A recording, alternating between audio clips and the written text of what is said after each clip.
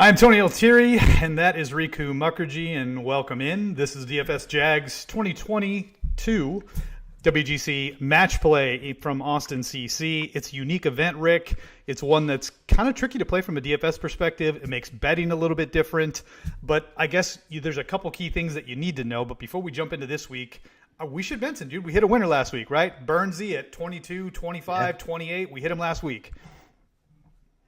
Yeah, it was a nice week for the fam. DFS Jags community. We all had Burns. Me, you, Chris had an outright. Chris doesn't even usually bet outrights, and he even bet Burns outright last week and hit that. So he also hit him top five, I think. But yeah, it was a good week. It was an interesting tournament. Not gonna lie, it was basically I didn't think Burns had any chance of winning with JT up there. JT was absolutely flushing the ball all week, and I was pretty sure Sunday morning that JT was going to win.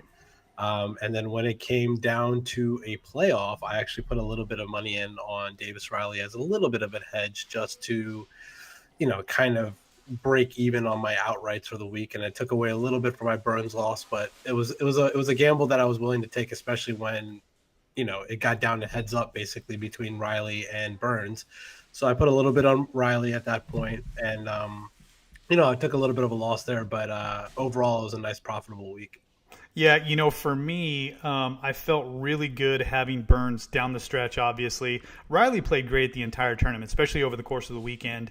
And I was slightly nervous, but I was hopeful that the fact that, here was a guy that's never really been in that position on the PGA Tour before, obviously a decorated collegiate player, a guy who's come through the ranks and had a ton of success. And, he had played well. I mean, he made some mistakes early in the round. He recouped, but I was so, I guess, how would I say, so confident in Burns, right? His ability to close in Florida, on Bermuda. And I felt like, the fact that he had won this the prior year, there were Paul Casey vibes from his back-to-back. I just felt really, really good about having him down the stretch. I mean, so much so that I'm texting you with like 4 or 5 holes, and I'm like, Burns has got this wrapped up. And then, of course, he has to sink a putt to get into the playoff. And then, I mean, oh my gosh, the putt that he hits on the second playoff hole from off the green was just unbelievable. Yeah. Before even that, the bogey putt that he made on 17 in regulation was huge. Sick. Like, huge. He really messed that hole up. Like, he pulled his drive way far left, or his tee shot way far left, and JT made a great up and down from the bunker, and Burns had a pretty long bogey putt that he needed to make, because what happened right after that was Davis Riley steps up on 17 and just like stuffs one in there within like 7 feet and makes birdie. And then basically Burns and Riley both had makeable putts on 18 to win the tournament, essentially. And they both missed and ended up going to a playoff. But Valspar is a nice tournament. I think after seeing Casey repeat and then now Burns repeat, I don't think I'm going to be afraid in the future to play the defending champion, which sometimes I am, as you'll see when we get into this week, where I'm pretty much fading Billy Horschel, everywhere. But it's a course where I feel like some of the same guys just come out and show up like year in, year out. So, but yeah, you're right. Riley looked really good. He's Alabama boy. He's not playing in Corrales this week. I saw his Twitter that he's actually going to be playing in Valero next week. I don't think I'm going to be able to do the show next week because I'm going to be on vacation. So I will let the viewers know right now that Davis Riley is probably going to be a bet for me next week. He's probably going to be in my DraftKings lineups next week, just because he actually won a Corn Ferry Tour event at the same course where the Valero is next week. So I think I'm going to be all over Davis Riley next week. Just a little sneak preview. Obviously, even though I'm on vacation, I'll still tweet out my card and tweet out what I like and stuff like that. But I don't know if I'll be able to do the show. But yeah, good tournament. Overall, I think I lost a lot of money in the Florida swing. It was a really shitty Florida swing for me. I just didn't like the Florida swing in general. Burns helped me win some of it back, but the players and API and Honda were pretty brutal for me overall. And it's nice to get out of Florida and go to Texas now, where I usually crush at. I won 100K last year at the Valero Texas Open. DFS. So that's next week's tournament. And then this week, I'm able to put together a good lineup just because most of the people that play this week do not properly build your lineup. And Yeah. I'll let you talk about that. And like Tony's about to get into, last year, I think like 30 to 40% of big GPP lineups were already dead before the tournament even started because of how people didn't build their lineups.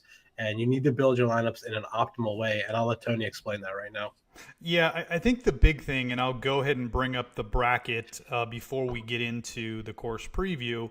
But I mean, the big thing is you need to understand that the most simplest rule is you want your guys, your 6 of 6, to potentially face each other in the quarterfinals. So what that means is you want to pick a guy from group 1 and a guy from group 9. What you don't want to do is pick 2 guys from group 1 or a guy from group 1 and a guy from group 16, because one of those guys is going to get knocked out in the Sweet 16 round. Now, eventually, as you start building lineups, obviously when we get into the quarterfinals, you're going to have to pick guys that could potentially get knocked out. But the longer that you can extend the number of guys playing, the better you are. So the real key factor is don't pick guys from groups that will end up playing each other in the Sweet 16. Obviously, everybody's going to get 3 rounds on Wednesday, Thursday, and Friday.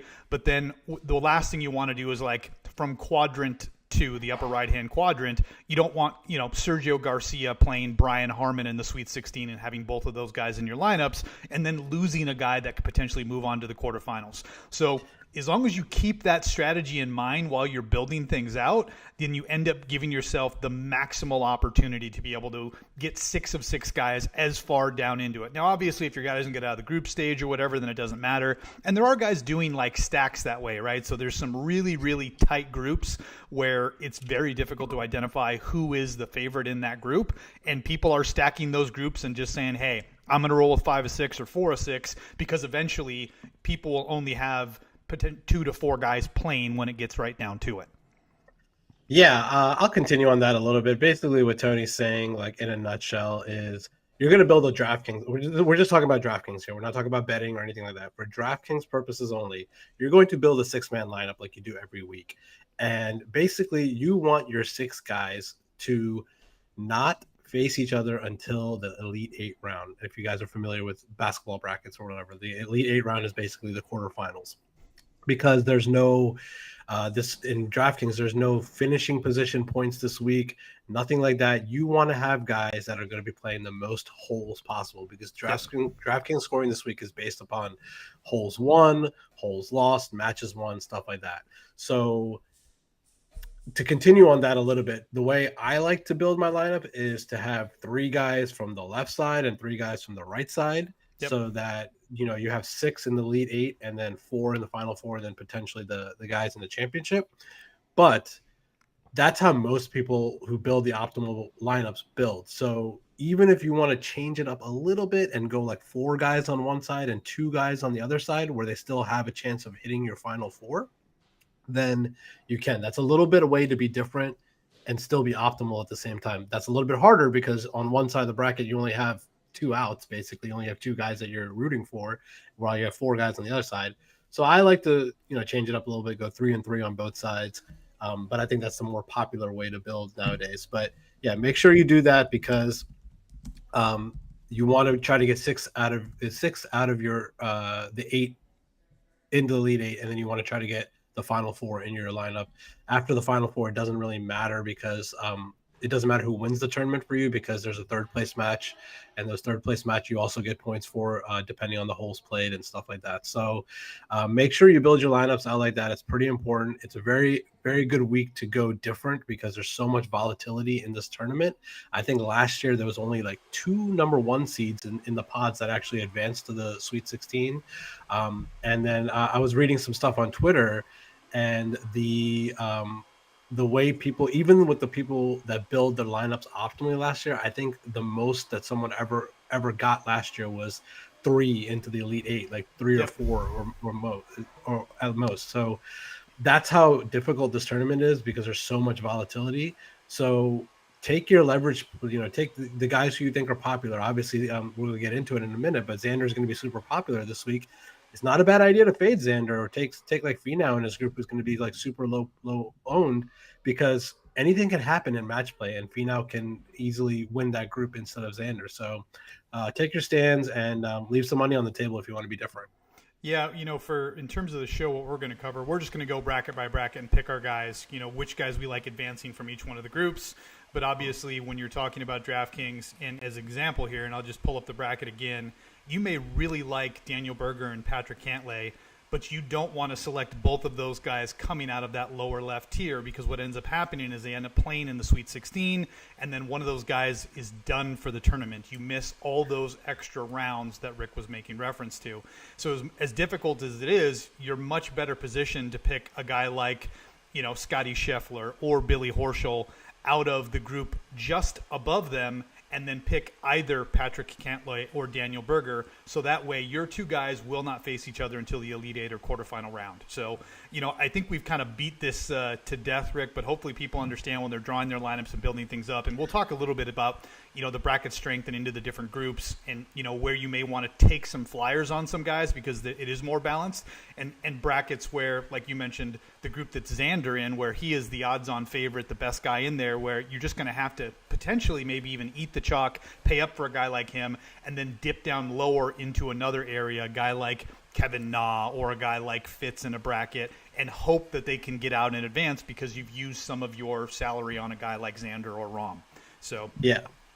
Real quick, we're gonna this is a DraftKings and betting show. I'm not usually every week I talk about DraftKings ownership and stuff like that. I'm not really gonna talk about that tonight, but when we go through each pod tonight, I actually have the odds pulled up for each pod. Just know that whoever is the favorite in the pod is most likely going to be the highest owned in that pod. So just people try to, they trend to gravitate more towards the favorites. So we'll talk about the pod and the odds and who we like. And even if we, run into some betting opportunities for winning the pod, we'll talk about that too. So I'll let you talk about the course though. Absolutely. So let's get into it. Innisbrook. Looks like I did not update the slide. It is not Innisbrook Resort. It is Austin Country Club. It is a par 71, 7,180 yards. It is Bermuda Greens. Your 2021 champ is Billy Horschel. Key stats for the week. We've seen the last few winners, guys that are grinders, guys that can get up and down. The course is not overly long, and so guys will club down. They will hit less than driver, but hitting fairways is important. The key proximity distance where the vast majority of approach shots are coming from is that 125 to 150. So guys who are dialed with wedges seem to play well here. Another crossover is lefties seem to do really, really well. Brian Harmon's played this event twice the last 6 years. He hasn't finished worse than inside of the quarterfinal or Elite Eight round. Also, Bubba Watson, he has won here. So we've seen lefties have success. It is a Pete Dye track as well, so guys who are Pete Dye specialists. DJ has won here. Siwoo, even though he plays well at Pete Dye courses, he's never really shown up here. But it is a Pete Dye track, so guys who play well on Pete Dye courses tend to do well here at this course.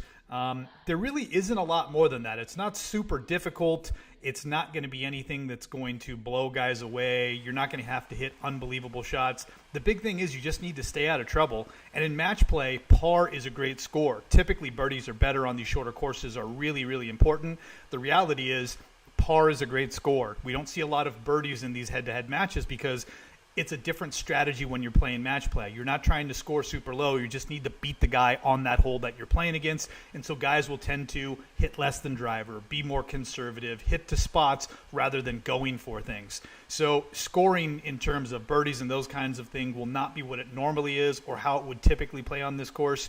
But again, it is a unique tournament. It does break up the monotony from how we see the normal PGA Tour events.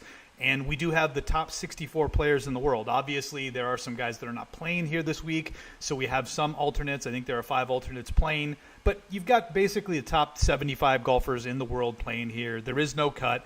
Everybody gets 3 rounds. We are playing Wednesday, Thursday, and Friday. Just from a format perspective, Wednesday is in the group stage, Thursday is in the group stage, and Friday is in the group stage. Friday will start a little bit earlier in case we end up with guys who have tied matches. We saw this a couple of times last year where we had 2 or 3 guys that ended up tied and they had to go to a sudden death playoff round. Head-to-head is not factored in at all in this. So as an example, you could have a guy who ties a match and then wins 2 others, and then another guy who ties a match and wins 2 others, and those guys will have to play in a 4th or sudden death match after the 3 rounds are completed on Friday in order to determine who advances into the group round. Once we get into Saturday and Sunday, it is the knockout rounds. They will play both the Sweet 16 and the Elite 8 rounds on Saturday, and then both the semifinals, finals, and third place matches will be played on Sunday. And again, these are full 18-hole matches, so it's a ton of golf. These guys will be tired, and it really becomes a war of attrition, which is why we've seen guys like Horschel and Kisner and Harmon and those guys do well. Guys who can grind it out. It does get windy. The course does play fast and firm, so it can be a bit of a challenge for guys. But guys who have that mentality, you think of guys like Hatton, you think of the Euros like Fitz. The mental side of the game, it's a benefit for those guys. So I think it's important to take that into consideration. But also, we've seen prior years. I think the first year it was played at this course, we saw DJ and Rahm in the finals, basically the 2 best guys in the tournament. So honing in on a certain skill set or what's going to pay off, it's difficult to kind of hone in. It really is who plays best. For me, it's a total crapshoot. But for me, I lean on guys who've played this before or have had success in Ryder Cup tournaments, guys who are familiar with match play. And like I said, you're going to see a lot of people gravitate towards guys like Norn and Kisner this week. Their DraftKings number is good, and I think a lot of people think they have a great opportunity. Obviously, Norn's been playing great. I've been betting him a number of weeks and playing him in DraftKings, and I'm going to continue to ride that train. But, Rick, why don't we go ahead and get into our very first zone? Do you want to take turns introducing the pod, and then you just want to go like everything on the left side first and then go onto the right side after that? Absolutely. So if we're looking at the full bracket, we've got basically 4 pods. Pod 1 is the top left-hand pod, which is made up of groups 1, 16, 8, and 9. From there, we will drop down and go into groups 5, 12, 4, and 13. And then we'll go over to the right side of the board, which is headlined by the Morikawa group, which is group 2, 15, the Xander group, 7 and 10, the Justin Thomas group, 6 and 11, and then the Victor Hovland groups, number 3 and number 14. All right, sounds good. Yep, so we'll start up top with the Jon Rahm groups. You can see here we've got 4 groups. So within each one of these groups, all of the guys, using Jon Rahm as an example, he will play a match against Patrick Reed, a match against Cameron Young, and a match against Sebastian Munoz. Every one of the guys will compete in a round robin and play the other 3 golfers in his pod. And the guy who wins the most matches in each one of those groups will advance to the knockout stage. So why don't we go ahead and jump into it, Rick? We've got Group 1, which is made up of Jon Rahm, Patrick Reed, Cameron Young, and Sebastian Munoz. Obviously, Rahm, the number 1 player in the world.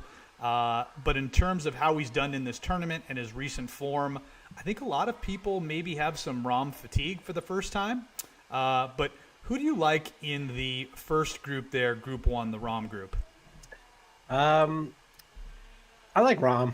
I mean, he's the odds-on favorite here. He's plus 130 to win this group. Everyone else is around plus 300 to plus 400. This is a little bit of a tricky group just because I'm a big Cam Young stan. I've been betting Cam Young. I've been playing Cam Young all season. This course seems like it is a course that suits his skill set very well. So obviously, it's going to be a really tough challenge for Cam Young to go one-on-one against Jon Rahm and beat him, heads up. So that's going to be a tough challenge for them. I know you're a big Munoz fan. I know both of us hate Reed. So, I mean, my pick to win this bracket, win this pod, is going to be Jon Rahm, but my sleeper for sure is going to be Cam Young, and we'll see that later because he's on my betting card.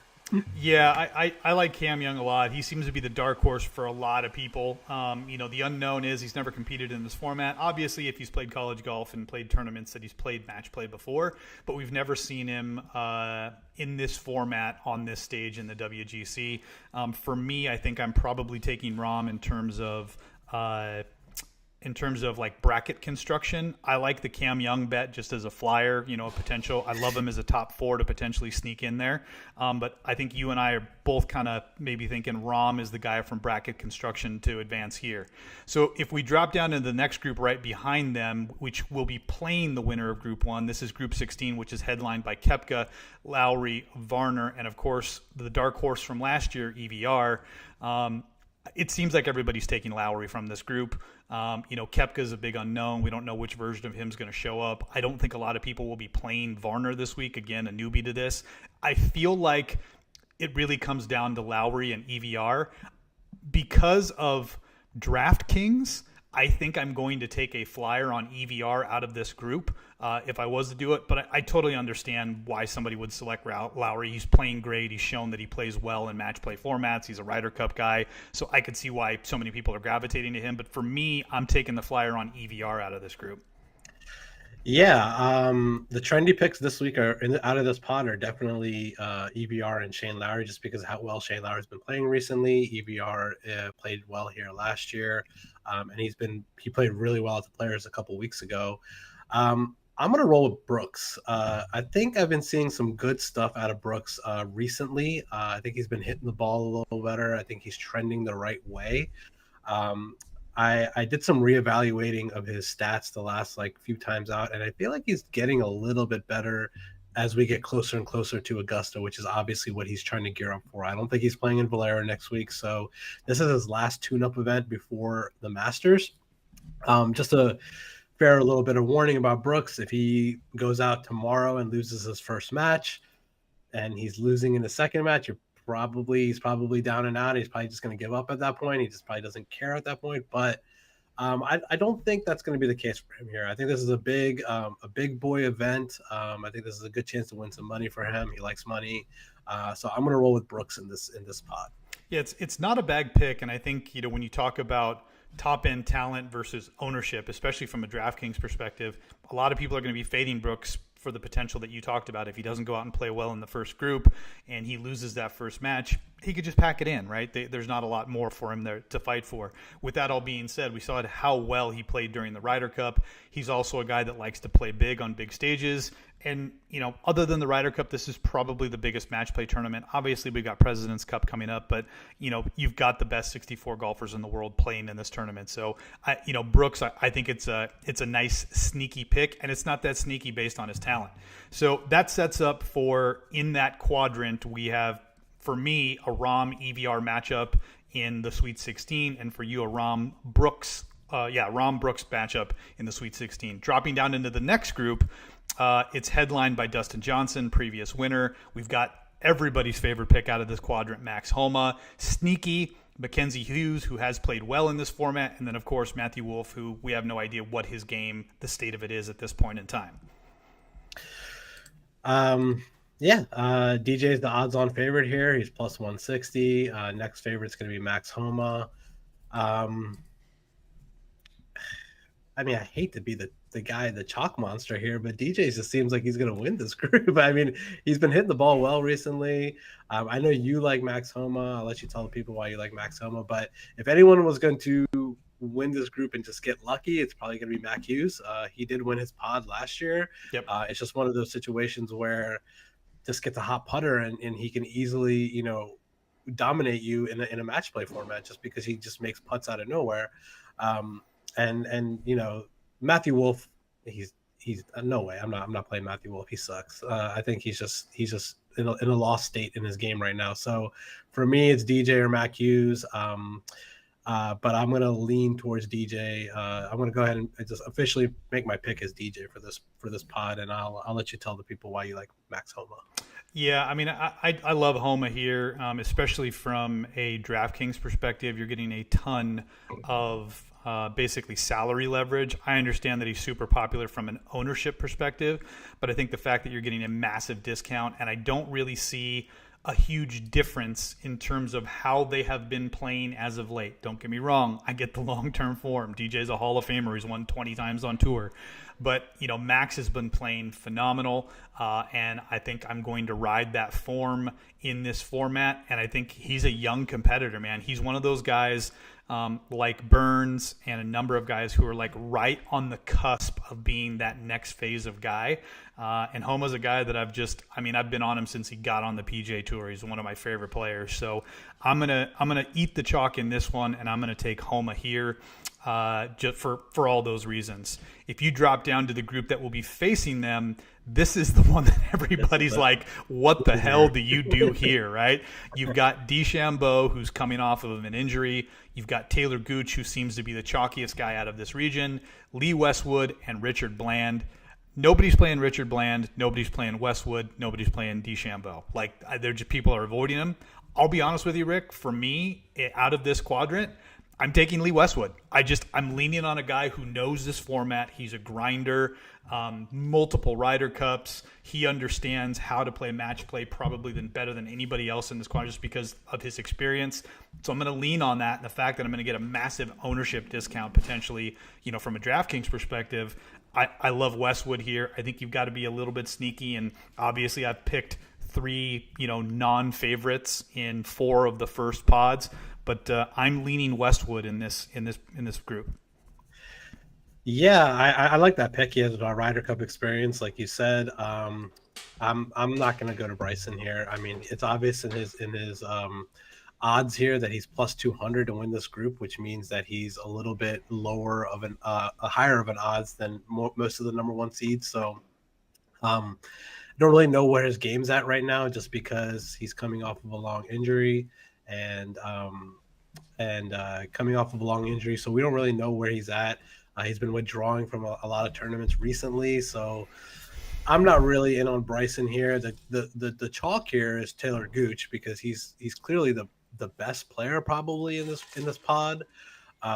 So I see that he's been playing so well since the swing season, but I'm gonna take a long shot here. I've been chalk city here. I'm gonna go with my boy Richard Bland to win this pod. If you guys don't know who Richard Bland is, you may remember he was the first-round leader at the U.S. Open last year. He has been phenomenal on the DP World Tour this past year and a half with a couple wins. He went to a playoff a few weeks ago against Hovland to win in the Middle East, and Hovland got him on the first playoff hole. But this guy's been playing really good golf over the last year.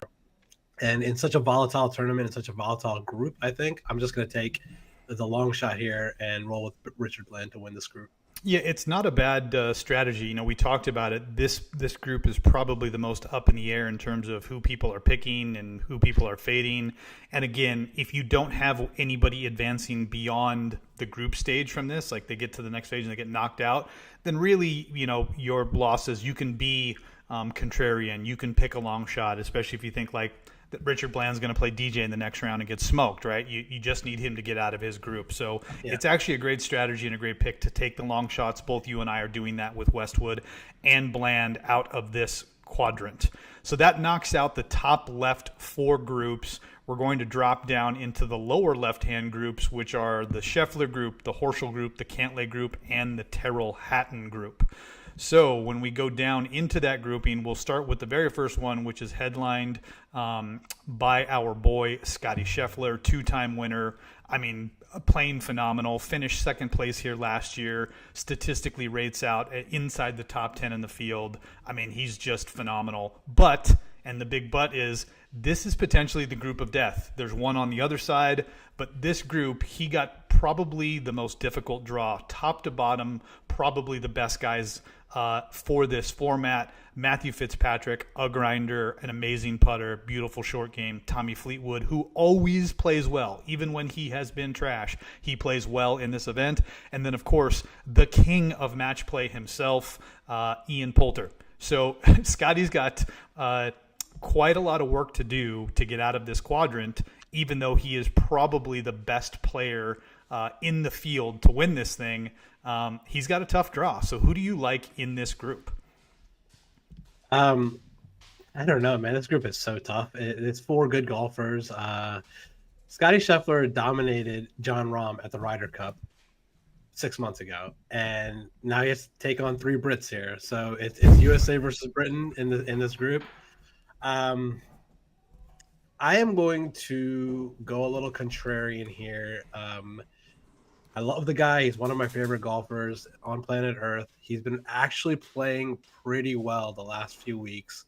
I'm gonna pick a little wild card here and take Tommy Fleetwood to come out of this group. Ooh, Tommy Fleetwood. That's a great pick. I mean, Yeah. he always shows up for this event, and He had a hole in one here last year. and he's been playing sneakily good, right? He's been Yeah. trash for like, I don't know, 8, 9 months, but all of a sudden, man, he started to turn it around and he's playing much, much better. So I like Fleetwood a lot. Like you, I am going to be fading Scotty Scheffler, maybe to my own doom, but I'm going to do it. And the other reason why is just, I mean, this bracket in general with the Cantlay group and the Berger group there, it's going to be so tough to advance from this sector or quadrant of the board. I'm going to take Matthew Fitzpatrick. He has been trending, and I have been riding him damn near every single week. There are signs that he is getting closer and closer, and I just think this format is beneficial for him. This course being shorter, long irons, positional playing, short game, all of those things. So I'm going to be taking Fitz from this group to advance. Dropping down into the one right below that. Sorry to cut you off there, Rick. We've got the defending champion, Billy Horschel, Thomas Pieters, who has been playing much better. Obviously, not that great on the PGA Tour, but his Euro Tour stats are unbelievable. And a guy who, when he did play Ryder Cup, was unbelievable. Tom Hoagy, arguably one of the hottest golfers on the planet right now, statistically rates out as maybe the best guy in the field. And then a bit of a wild card, but again, another DP World guy, a guy who's won all over the place in Minwoo Lee. So who do you like from this bracket advancing? I guess Group 12 is what we'll call this group. I'm going to roll with Tom Hoagy here. He's been playing really well recently coming into this event. He won at Pebble Beach. I know he doesn't have much experience at this course. He doesn't have much experience in match play. He's never played on a Ryder Cup or President's Cup team. But I feel like this is a course where, length doesn't matter that much. And if he can keep the ball in the fairway and be in that 100 to 125 range, he is deadly from that range. So if he can sink a couple putts, there's a pretty wide open group. Not much, there's not an overwhelming favorite in this group. Obviously, Billy Horschel is a defending champ, but he's easily defeatable. So I'm going to roll with Hoagy here. I like it. I mean, I get all the narrative around it. For me in this group, when I look at it, it's really hard not to take Horschel. I think he's going to be one of those guys that people like, at least to advance and get into the quarterfinals. All the things that I mentioned up front, he checks a lot of boxes. But I'm going to be a little contrarian like you. I'm going to take a wild card pick and take Thomas Pieters. I don't really have anybody advancing beyond this group. In terms of the Sweet 16 or the Elite 8. So I think in terms of if I pick the wrong guy, my downside leverage is somewhat hedged. So I'm going to go out on a limb and take Thomas Pieters out of this group and hope that he can put it together for 3 rounds and advance here. Ryder Cup experience. Yep. Yeah. I mean, again, it's a few years ago, but man, I mean, when we saw him, that's really where he burst onto the scene playing with Rory McIlroy in doubles. I mean, he was phenomenal. I don't know if he lost a match that year in Ryder Cup, but I'm hoping he can capture some of that form. He's obviously played much better on the Euro Tour. And like we talked about, this track is going to favor some of the things that we typically see on the Euro Tour. So I think a lot of people are leaning on the Euro guys as we kind of get into who's going to advance from the group stage. Yep. Dropping down into the next group, we'll call this the Patrick Cantlay group, Group 4. We've got Cantlay, Keith Mitchell, who was a late ad, and Seamus Powers. Spoiler alert for me, Cantlay is my pick to win the entire thing in terms of bracket construction. So obviously I'm picking Patrick Cantlay to advance from this stage for a lot of reasons. For me, I think he's got the experience. He played very, very well at the Ryder Cup. And I think, just because of the unknowns around Sung J M, for me, that's really who it came down to, was him and Im. I'm going to lean on Patrick Cantlay here coming out of this group. Yeah, so you're actually going to might be a little surprised to hear this, but I was looking at Rick Gaiman's Twitter earlier, and this group, according to the last 50 rounds and strokes gained total, is actually the group of death in this tournament. So given over the last 50 rounds how well these guys, all four of these guys have played, it makes a little sense. Patrick Cantlay has been phenomenal. Sung Jae Im has been phenomenal with a win and multiple top 10 finishes. Seamus Power with a win and just ball striking phenomenal. Keith Mitchell has been great. T. Green. So this group is very, very tough. This group is actually the group of death here. So I have a sour taste in my mouth from Cantlay, just because I just didn't like him at all in the Florida swing. He didn't play well. But he is Patrick Cantlay. He's one of the best players in the world and with Ryder Cup experience. So I am going to follow you reluctantly and take Patrick Cantlay here, even though I think he has a good chance of not making it out of this pod. But I'll roll with his skill set here, and hopefully he can turn things around here and win a few matches. Yeah, the other guy that I thought really hard about was Keith Mitchell. I mean, statistically, the way that he's playing, I mean, dude, he has just been on fire. And what are the greens here? They're Bermuda. Yeah, they're Bermuda as well too. So again, Burns and Killer Keith on Bermuda, man, and all of a sudden it makes a huge difference. And he's just such a fiery guy too, and I feel like you need that. You need to ride that emotional wave when you're playing a match play, and Cantlay's so just like this the whole way through. I want a guy like Hatton or Keith Mitchell, but I'm picking Cantlay to win it, so I'm ride or die here with him in this group. Okay. Dropping down to the next one, this is another group of death.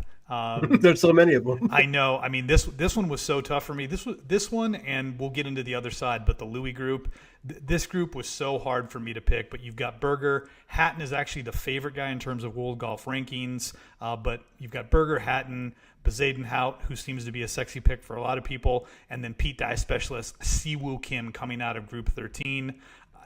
This one was tough, man. I mean, for me, it's hard to pick against Hatton in a group like this. But when I was evaluating who I thought could win this event, Cantlay and Berger were really the two guys that I honed in on, and it was a coin flip for me. I went with Cantlay, but I'm going to take Berger out of this group. This one was a little less tough for me. This course just screams Daniel Berger. Just from tee to green purposes. If he can roll in a few putts, this I could see him winning the whole tournament. He is on my betting card, so I do have money on him in the betting outright market. But yeah, just for picking purposes here, I think Daniel Berger is the odds-on favorite to win this pod, and I think he's going to win this pod because I think with his Ryder Cup experience and his President's Cup experience, I think he is going to take it to this group this week. Yeah, I mean, I just it's funny. That's back-to-back groups. Those are the first two groups where you and I picked the same guy coming out of them. But just to recap this quadrant, I've got Fitz, you've got Fleetwood coming out of Group 5. In Group 12, I've got Peters, you've got Hoagy, two dark horses, and then we both take, quote-unquote, the favorites from Groups 4 and Groups 13. We agree on Cantlay and Berger advancing. All right, so now we're going to swap over to the other side of the bracket. We are now looking at the top right-hand quadrant, led off by Group 2 and Group 15.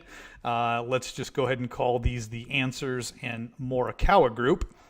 But you've got Colin Morikawa, number 2 player in the world. He headlines this group. He's in with Jason Kokrak, and another very sexy dark horse pick in Robert McIntyre, the big lefty. Who do you like in this group, Group 2, the Morikawa group? This one's tough, man. Morikawa, obviously, he doesn't have a good track record at this course. I think he went 0-3 last year. Yep. But ever since then, he got some Ryder Cup experience, playing with DJ, playing well, in the last Ryder Cup.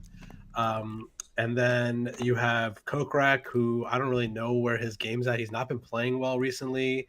I think his mind is more on like the Saudi Golf League with his money, trying to make some more money. And then you have the hometown boy in Serge. He's an Austin resident, where you met him right in Austin, right? Yeah, I had lunch with Sergio Garcia at Spanish Oaks Golf Course, which is the private course that he's a member of. Sitting down having lunch, a business meeting, he comes down and sits down at the table right next to me and has lunch. So super nice guy, very cool. I didn't have the stones to say, hey, let me get a picture with you, but yeah, a really nice guy. But yeah, Sergio is a local guy here.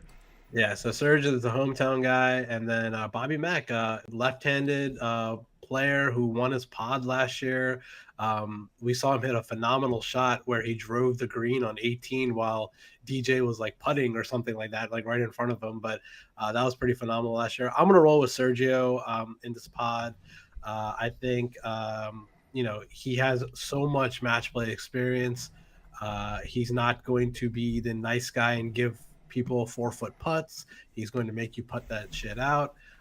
He plays well at this course. He's a Texas guy now. That's where he makes his home. I like Sergio to come out of this spot. Yep. Yeah, I'm right there with you for all the reasons that you mentioned for Sergio. I think I like him probably the best out of here. It's always dangerous to fade Morikawa. I hate doing it, but just based on his match play history, I'm gonna stay away from him this week, and I'm gonna go with Sergio. And then from a DraftKings perspective, if you're taking Rahm or Cantlay or Xander for that fact, then you can't have Morikawa as well. It's just the lineup construction and what you're having to pay for guys is just not going to allow you to take him. So I think he could end up being probably the most underowned of all the big name guys in this tournament. But I am going with you, man. I'm rolling with Sergio from Group 2.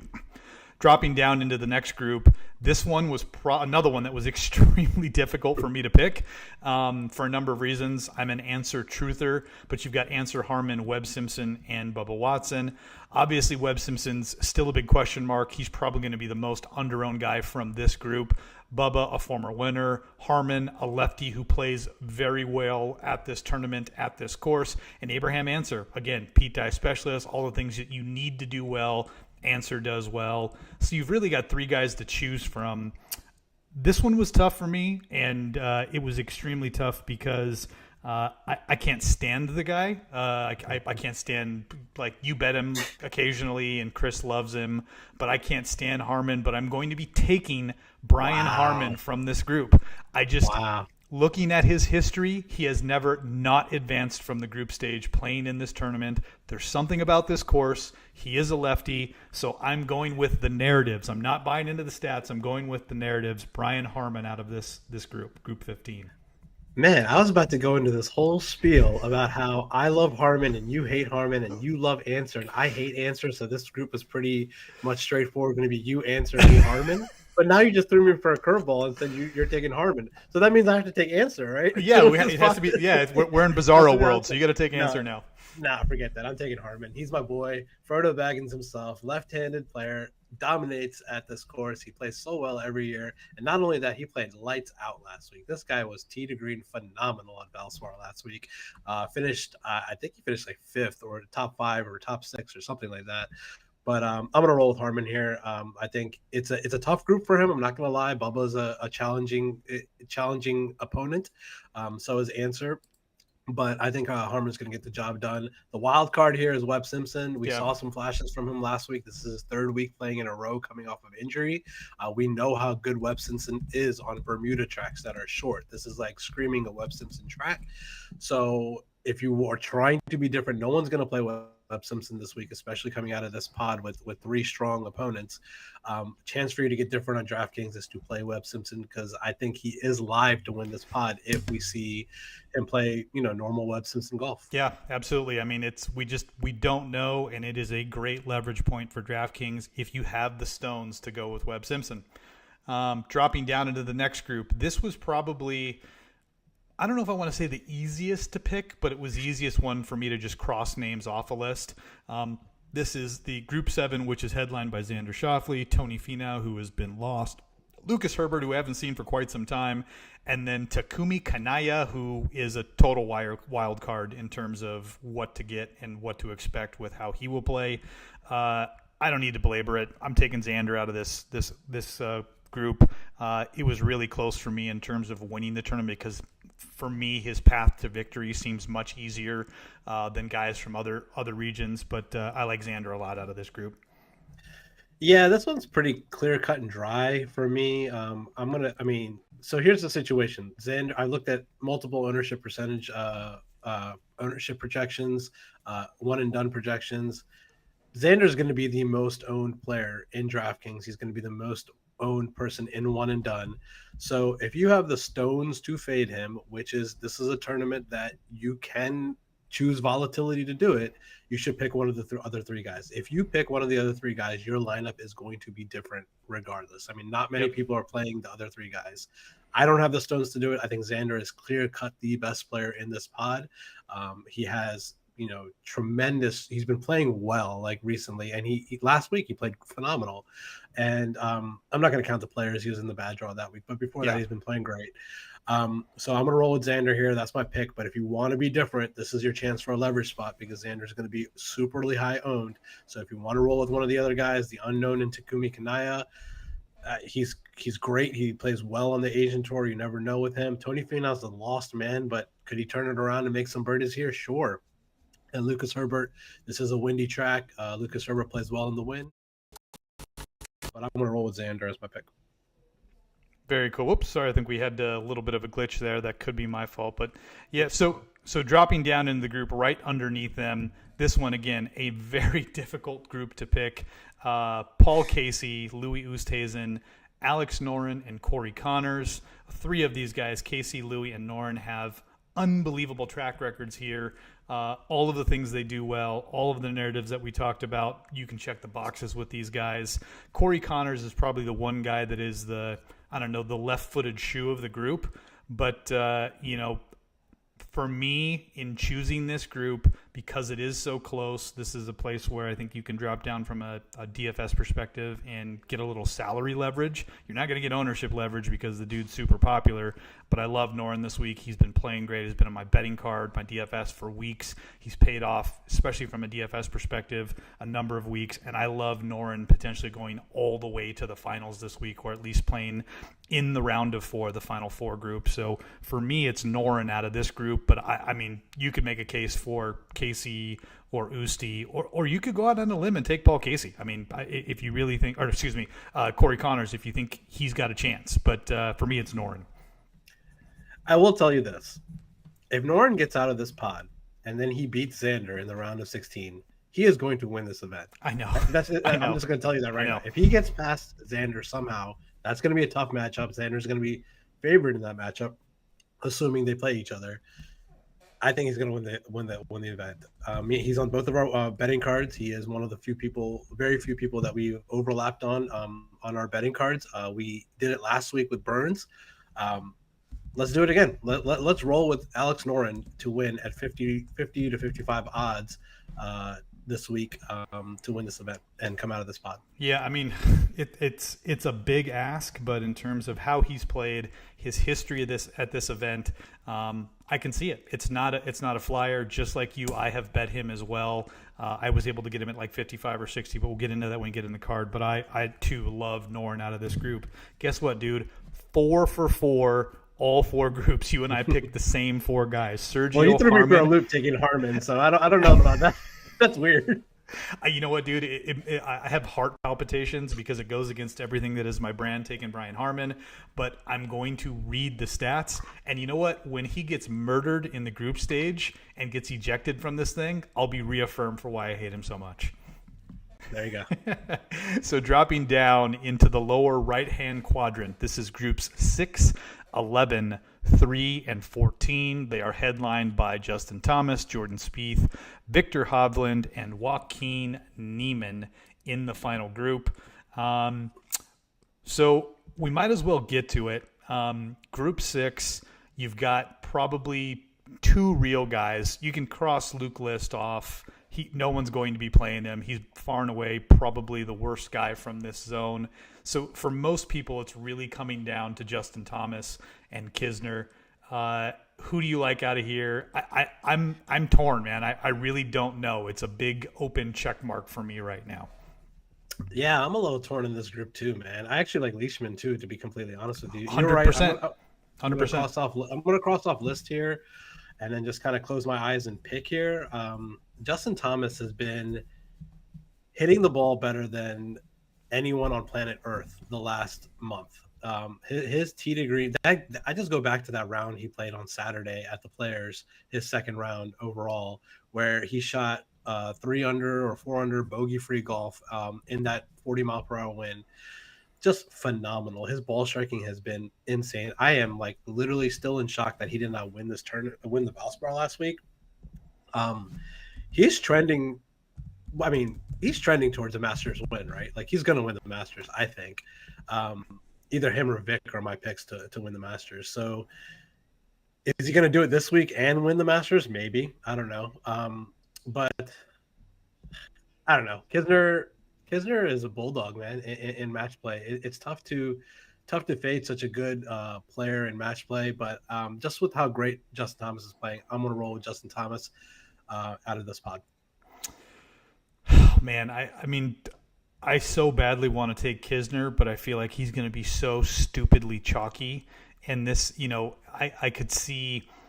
I see a case for Leishman, dude. I really do, just because I think nobody's picking him. He's one of those guys that it's like, and I could fully see him winning this. Dude, I'm going to go out on a limb here. I'm making this live. I didn't know who I was going to take. I had written down while you were talking Kisner, but I'm going to take Leishman. I'm going to take Leishman out of this quadrant and hope we get a contrarian guy to advance from this group. Dropping down to the next group, you've got Jordan Spieth, Adam Scott, Justin Rose, Keegan Bradley. Nobody's playing Justin Rose. Hardly anybody's playing Keegan Bradley, despite the fact that he is playing very, very well right now. So really, for most people, it comes down to, do you Spieth or do you not? And I think most people are choosing not. And I think a lot of people are taking Adam Scott. Because I asked you to pick first in the last group, I'm going to pick first here. And I'm going to take Jordan Spieth. He's got great course history here, a grinder. I mean, his Ryder Cup and match play prowess is legendary. So I'm going to take the favorite in this group and take Jordan Spieth here. Yeah, not to mention he's a Texas guy who's played at this track a million times in his life. He's pretty good pick here. I'll roll with Adam Scott here. I think it's between him and Spieth. I don't think Rose and Bradley are going to compete in this pod. I think it comes down to those two for me, and I'll take Adam Scott here. I think this is a good spot for him to come out of this pod. Yep, I totally get it. Right, Adam Scott. You get a guy like him. This seems like it would fit Aussies. This is an Aussie style course, so I totally get it. And the ball striking's been undeniable. And of course, dude, the guy's been a putting wizard this year for whatever reason. So he's another dark horse Masters guy this year, where I think you could see him show up and sneakily win his second Masters. Yeah. Dropping down into the next group, this is the Victor Hovland group, Group 3, and it's headlined by Victor Hovland, Will Zalatoris, late ad Sepp Straka, and late ad Cam Tringali. You can pretty much, just like we did in the previous group with Rose and Bradley, just cross off Straka and Tringali. So for me, it came down to Hovland and Zalatoris. And as much as I wanted to choose Will Z, I'm going to go with Hovland in this group. It's hard to, he's playing so well, dude. He's like every single week he is in contention to win. And I just don't know how you can walk away from that. So I'm going Hovland out of this group. Yeah. I agree with the crossing out of Tringali. I disagree with the crossing out of Straka. The guy's been playing really good golf the last week. I mean, the last month. He's obviously coming off of a win at Honda a few weeks ago. He played well again last week. I could see him competing in this pod. I don't think he's going to win this pod, but I wouldn't be surprised if Straka went to like a playoff on Friday afternoon to determine the winner of this pod versus Will Z or Vic. I could see that. I don't think he's going to advance. I'm just gonna fade. I'm going to fade Tringali in this situation. I don't think this format's good for him, and this pod is too strong for him. So to me, it also comes down to Vic or Will Z. You pick Vic. I'm going to roll Will Z.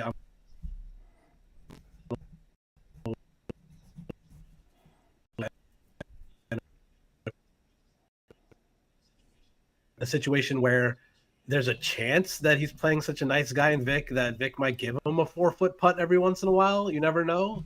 But that's what Will Z's weakness is those 4 to 5 footers. And then Vic is a really nice guy. Maybe he gives him a couple that he shouldn't, and it leads to Will Z's victory. like I said, I couldn't argue. It was a coin toss for me between Wilsey and Hovland, so I can't argue with you on the Wilsey pick. So I've got Hovland, you've got Wilsey. We drop down into the final group of the bracket to pick, and we've got Joaquin Neiman, Russell Henley, Kevin Na, and latest ad, the last guy into the field, Mav McNeely. He actually WD'd from the Punta Cana to be able to come here and play. I don't think anybody's taking Mav McNeely. I think from this group, it really comes down to the top two names on that list in Henley and Neiman. But I'm going to be totally contrarian just because I saw him stick it to Dustin Johnson here last year or 2 years ago, whatever it was, when he made him putt it out after he thought he could just pick it up. I'm going to take dark horse who's been playing like crap, Kevin Na, out of this group. Okay. Yeah, Kevin Na with some baby swag. He just had a kid a couple second weeks ago. kid, yeah. So, yeah, second kid. So congratulations to him. His first event back after that. So I could see that. He's a great match play player. He is he's a jerk when it comes to match play. He's not going to give you those easy putts. He's going to make you putt them out. So I like the Kevin Na contrarian pick. I'm gonna roll with Neiman here, even though Henley is the favorite to win this pod, according to Vegas. He's going to be the chalk to win this pod. I'm going to roll with Neiman. I think this course suits him perfectly, where length doesn't matter. He's a great wind player, and this course can get windy. So my pick to win this pod is going to be Neiman. It's a great pick. For me, it came down to Na and Neiman, and I could totally see it. Henley is interesting, though. I could see a path to victory for Henley, but I think if I'm going to be sneaky, I'm not going to take a chalky Henley. I'm going to take a guy like Kevin Na, who nobody thinks has a chance to win. And again, I don't have the winner of this bracket advancing very far into the tournament. So for me, it was an easy one to be totally different because my exposure was limited based on how I see things playing out. You want to hear a crazy Russell Henley stat? Yeah. Just for giggles. I think he's played this event, I don't know, a few times. He has never won. He's never not gone to 18 holes in a match. Never. I think that's what I heard. Either that or he's never lost a match when it's gone to 18 or something like that. Like every time he plays, he goes 18 holes and he wins that match, which is weird, first of all. But he has some sick stat about like going the full 18 at this event. I don't know why. Well, we know one thing: you can't win in a playoff because if it goes to a playoff on Friday, you can pretty much bet on the other guy because he cannot win a playoff event. But no, I mean, Henley's interesting, dude. I mean, again, Neiman's odds on the best guy in that quadrant, but I see it, but I don't know. I couldn't take Henley despite all of the things that you mentioned, but I wouldn't besmirch a guy taking Henley from that group. All right, so we're going to get down and dirty real quick. We're going to go into our top four guys to advance from each one. So for me, and I'll pull up the bracket again here so the people at home can see it, from the top left-hand quadrant, which is the Rahm group, the Brooks group, Dustin, and DeChambeau, I have advancing to the knockout stage Rahm, EVR, Homa, and Westwood. Rick, I have you down for Rahm, Brooks, DJ, and Bland. I am going to take Max Homa to advance to the Final Four from that group of Sweet 16 and quarterfinals guys. So I have Max Homa advancing to the semifinals out of those four guys. Rick, again, you've got Rahm, Brooks, DJ, and Bland. Who's your pick to make it into the Final Four from that quadrant? I'm going to go contrarian here. He was a late add to my card. I think Brooks is going to upset Rahm, and then we got a matchup of the Bash brothers, the old Bash brothers of Brooks and DJ in the Elite Eight, and I'm going to pick Brooks Koepka to go to the final. Dude, if you have Brooks Koepka on your DraftKings lineup and he makes it to the Final Four, you have so much leverage on everybody else there. Yep. That's a good pick, though. I mean, again, I fully see it. You just got to hope Brooks is motivated. Okay, so dropping down in the lower quadrant, groups 5, 12, 4, and 13, Scheffler's group, Horschel's group, Cantlay's group, and Hatton's group. I have Fitz, Peters, Cantlay, and Berger. I've already told you who I'm picking, so I'm taking Cantlay to advance into the Final Four from this group. Rick, you've got Fleetwood, Hoagy, Cantlay, and Berger. I pretty much know who you're taking, but go ahead and give it out. I'll take Daniel Berger to advance to the Final Four. I have him over Tommy Fleetwood in the Elite Eight. That's going to be a good Elite Eight match. So I like Berger over Fleetwood. So the left side of my bracket is going to be Koepka versus Berger in the Final Four. And the left side of my bracket will be Max Homa versus Patrick Cantlay. So going in the top right-hand quadrant, that's groups 2, 15, 7, and 10. We have the same guys, Sergio, Harmon, and Noren. I am going to take Alex Noren to win the top right-hand quadrant. Wow, that's strong. Like I said earlier, if Noren gets past Schauffele, I think he's going to win this event. It's a big ask. It's a big ask, but I'm going to roll with Xander coming out of this quadrant. I have him facing Sergio in the Elite Eight. I think Sergio is going to beat Brian Harmon in the Sweet 16, and then I'll take Schauffele to beat Sergio in the Elite Eight to advance to the Final Four. Yep, I love the Xander pick. That's really what it came down to for me. I have Sergio beating Harmon, and then I have X and Noren, and I waffled back and forth multiple times on who I think can win. But there's something about Noren, man. I can't get away from that guy. So I like Noren, you like X. Dropping down into the next quadrant, which is the final grouping here. We're talking about groups 6, 11, 3, and 14. I have Leishman, Spieth, Hovland, and Na.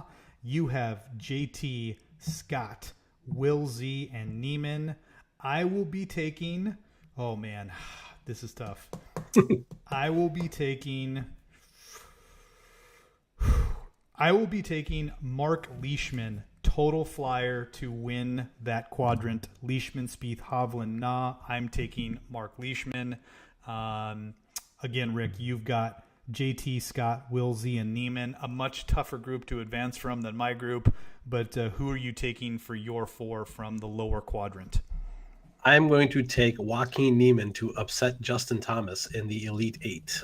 If that's a match that actually happens, Thomas versus Neiman, that is going to be a fun match to watch. I love both of those guys. Oh, I think they're both so good at golf. So I'm going to take Neiman over JT to advance to the Final Four.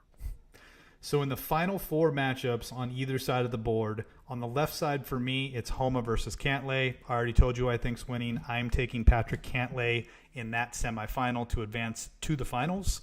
Rick, you've got Brooks versus Berger. Who do you have winning the semifinal match on the left-hand side? It's the battle of the Florida State boys. I'm going to take Brooks Koepka to advance to the finals.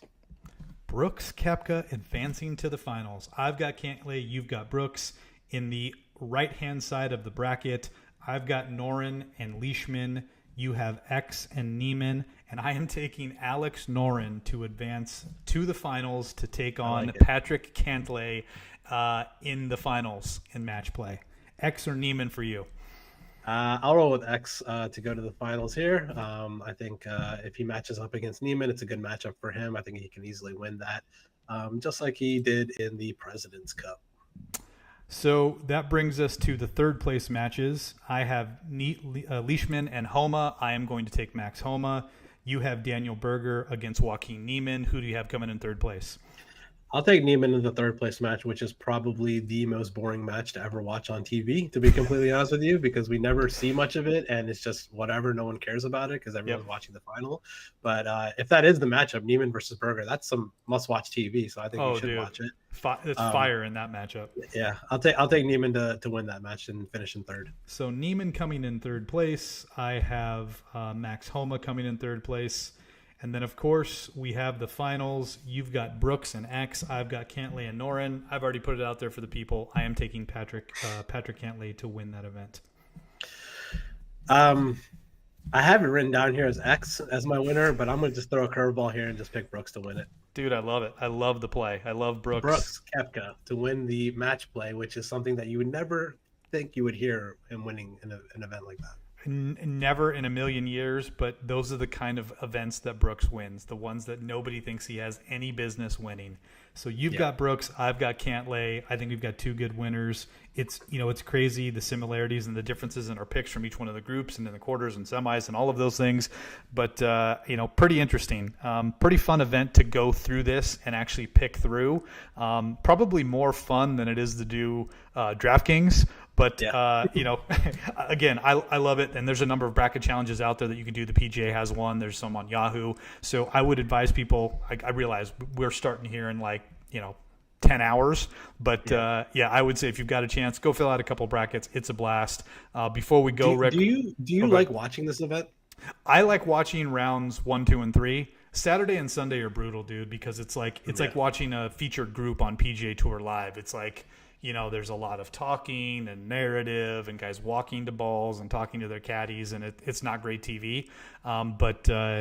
Basically, Wednesday, Thursday, and Friday are just phenomenal watches because the matches are great and you get to see basically every guy playing against every other guy. So I love the first 3 days. Yeah, I love Wednesday, Thursday, Friday. I think it, besides majors, is probably the best weekday golf of the year. Yep. I don't mind Saturday because it's obviously the guys that are playing the best, and you have some chances at some fire matches. We'll see how it plays out this year, but yeah, Sundays I don't watch on Sunday. I just follow it on my phone if I'm out or whatever. I'm leaving for vacation on Saturday, so I'm probably not going to watch any of the golf this weekend, but I definitely will be watching tomorrow through Friday and seeing how my brackets are doing. So. Good luck to you guys out there. Let's go through our bets real quick, and then we'll wrap it up. Sounds good. For me, even though I'm picking Patrick Cantlay to win, I am not betting him. I did not like his number, but I do like Xander's number. I like this is your card, Rick. Holy cow. So, Rick, why don't we start with you?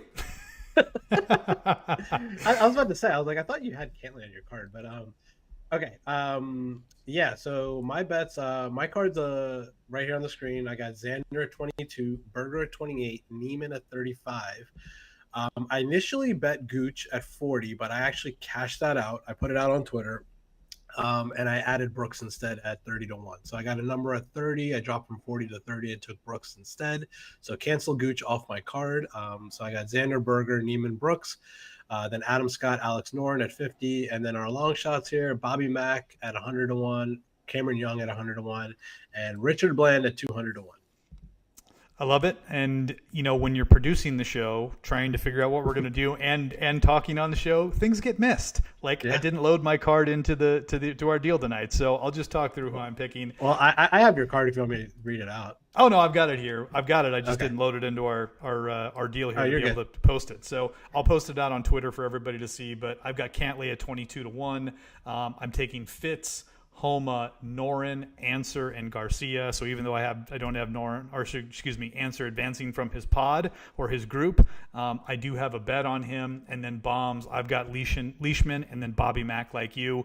I think there's some opportunities with some of those guys getting through. And I scripted out a scenario where Leishman makes it almost to the semifinals. So it'll be an interesting week, but I think we've got a few guys that are on each other's cards. But the big one is you've got X, I've got Cantlay, and obviously in your bracket you've taken Brooks. So you might have to go find a Brooks number to bet on tonight. Yeah, no, I did. I added him to my card at 30-1. So I took away Gooch. I added Brooks at 30-1. But yeah, if the final is X versus Cantlay, I think we might have to give each other a little kickback there and see. I know, a little hedge, right? A little hedge. There. But yeah, it should be fun. Make sure you guys build your lineups optimally this week. Try to get 6 out of 8 in the final in your DraftKings lineup. Try to get the final 4. Obviously, if you do that, you have a chance of winning 100K or 200K. So good luck. Absolutely fun event, breaks up the monotony. Enjoy the weekday golf, to Rick's point. Remember to follow us on Twitter. You can follow me at DFS Jags or Rick at Riku Mukherjee, both on Instagram and Twitter. We appreciate it. Wish you guys the best of luck, and go win $1 million this week, right? All right, Rick, I'll talk to you later, man. Enjoy vacation, and we'll figure out if we're doing a pod next week. If I'm going to do it, we're going to have somebody else. If Mike's going to do it, but we'll let the people know on Twitter. Thanks, man. Have a good night. Take care.